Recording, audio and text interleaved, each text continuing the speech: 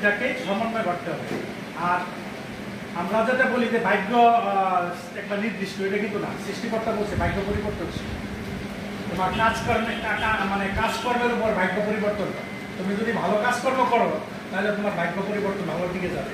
এটা ফিক্সড না, এটা মনে রাখবা।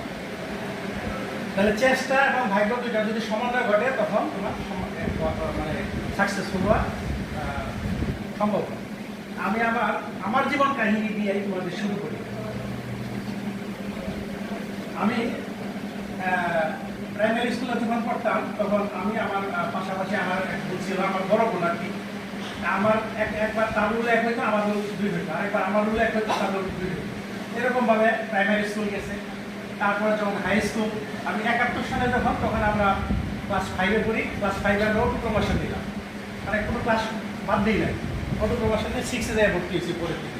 ভর্তি হওয়ার পরে স্কুল জীবন গেছে। স্কুল জীবন ভালোই গেছিল, কিন্তু শেষ পর্যন্ত আমার এই ম্যাট্রিক পরীক্ষা 1 মাস 9 দিন আগে আমার আব্বা মারা যায়। ফলে বুঝতো যে 1 মাস 9 দিন আগে যদি বাবা মারা যায় তাহলে পরীক্ষা কেমন হয়। ফলে আমারও পরীক্ষা যেমন আশা করছিলাম তত ভালো হয় নাই, কোনো রকম পাশ করে গেছি। বেশি ভালো করে নাই রেজাল্ট। ফলে কলেজে ভর্তি হওয়ার পরেও লেখাপড়া বন্ধ হয়ে গেছে, লেখাপড়া করি নাই। কি করবো, যে বাবার ব্যবসা ছিল, ব্যবসা করছি। আমার আব্বার যমুনা কোম্পানির ডিলারশিপ ছিল, তেলের ব্যবসা করছি। আমি কিন্তু আমার বাবার বড় ছিল। আর আমার পরে আরো 3টা ভাই আছে।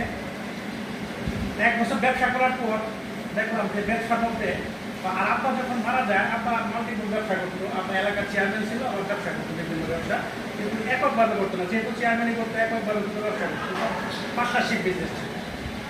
আব্বা মারা যাওয়ার পরে আমরা কোনো পার্টনারের কাছে কোনো টাকা পাইনি, বরং উল্টা আমাদেরকে আরো টাকা দিতে হয়েছে, ঋণ, যে আমরা পাই। আর অনেকে স্বীকার করছে যে আমরা টাকা পাই, দিব, কিন্তু দিব পর্যন্ত আজ পর্যন্ত 50 বছর গেছে, এই পর্যন্ত দেওয়ার মধ্যে আছে, টাকা দেয় এভাবে গেছে। তাতে আমার একটা হলো যে ব্যবসা তো তোমার উত্থান পতন আছে ব্যবসা করতে। তো চাকরির ক্ষেত্রে তো একটা মানে বড় লোক না হইলেও তোমার উত্থান পতনটা নেই, মোটামুটি চলে যাওয়া। তাহলে আমি আর ব্যবসা করতে আমি নাই, আমি লেখাপড়া করি। লেখাপড়া করতে যে আমার কিছু বাধা, কি বাধা, যে আমার আরো 3টা ভাই আছে, একটা বোন আছে, তাদের লেখাপড়া। ফলে আমার সেভাবে আমি ক্লাস টাস করতে পারতেছিলাম। আমাদের বাড়ি থেকে, আমার বাড়ি ময়মনসিংহ থেকে 21 কিলোমিটার দূরে। বাড়ির থেকে মাঝে মধ্যে যে ক্লাস করতাম, মাঝে মধ্যে করতাম, এরকমভাবে